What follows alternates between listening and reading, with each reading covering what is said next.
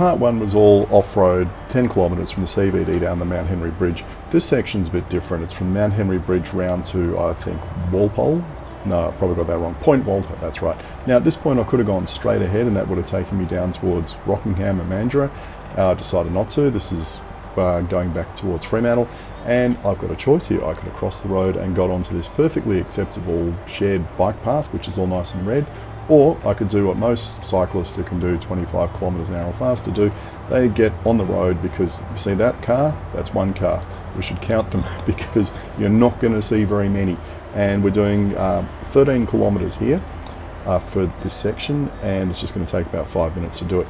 There's car number 2. It's so rare to see a car along here, it's just not funny. We'll get a lot of people walking on the footpath, so look at that group. I mean, you don't want them on a shared path with pedestrians, not in a million years. So, and there's lots of groups ranging from 4 or 5 people up to, I guess, 50 doing this route, going in both directions.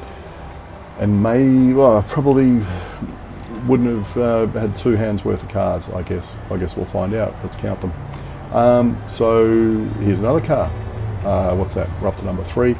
One thing I did get quite used to is getting overtaken by all sorts of groups, and I decided, well, I'd jump on the back of this group and have a chat with them and see what was going on.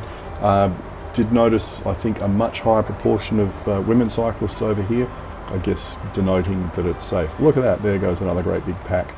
I don't know if it's the same pack on a different day, but big. And coming up behind them, 2 drivers who were just patiently waiting behind them.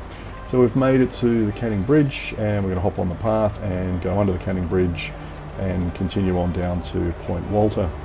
And you can see here we've got back onto the shared path, which is reasonable width, quite comfortable to ride on, in good condition. It's red. There's just no confusion about what it is. And you can see this bit is green because it's kind of danger, pedestrians, people crossing, blah, blah, blah, to slow down. They have mirrors on the blind corners. It's just a good setup. And here it is on a different day.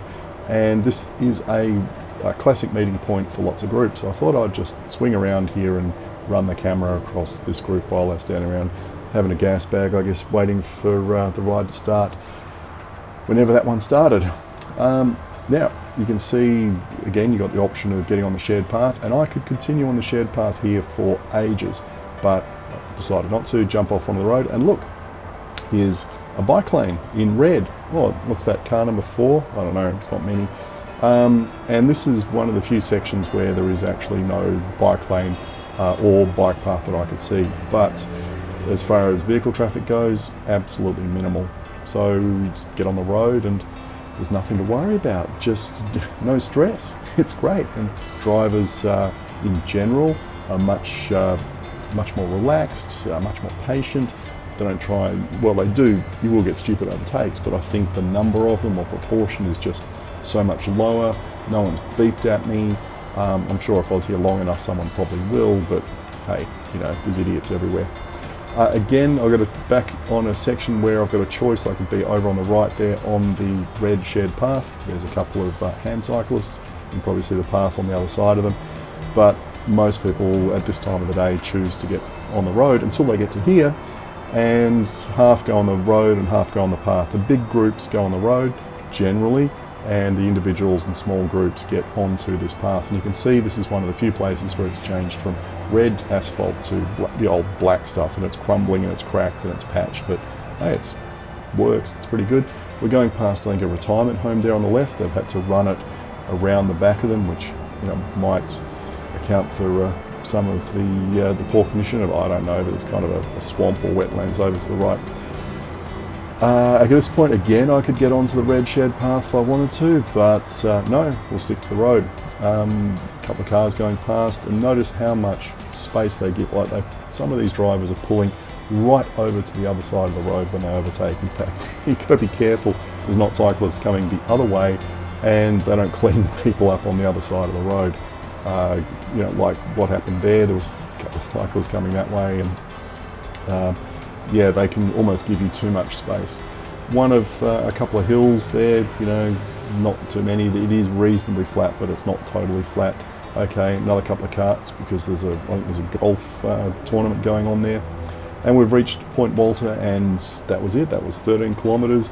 I don't know how many cars there were, but there weren't many. You can see you've got the option most of the way of jumping onto the shared path if you want to. If you want to ride on the road at that time of the day, it's really safe and it's really cool. And one thing though is riding on the road, the wayfinding signage is non-existent, so I just followed other cyclists, or I looked at cyclists coming the other way and go, oh well, they must know where they're going, this must be the way to go. You don't really need wayfinding signage because there is so much cycling traffic. If you don't know where to go, you just stop for 10 seconds and you'll see a cyclist and go, oh, I'll just head that way. Anyway, part 3 is next.